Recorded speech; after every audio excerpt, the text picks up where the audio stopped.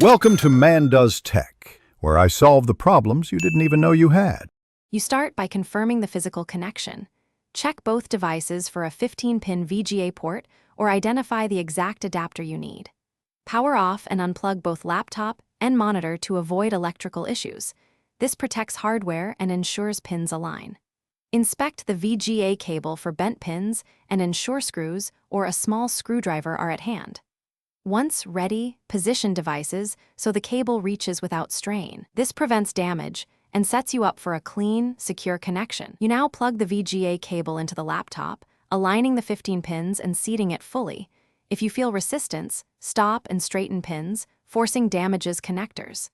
If an adapter is required, attach it to the laptop first, then connect the VGA cable to the adapter. This maintains stability.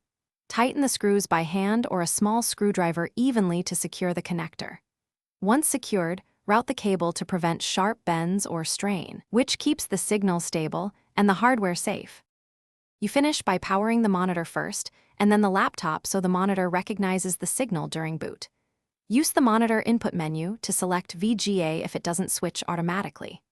On your laptop, open display settings to choose duplicate, extend, or second screen only, and set the native resolution for the monitor to avoid scaling issues.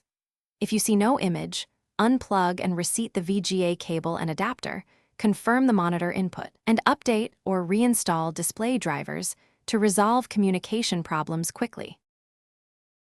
Thanks for watching.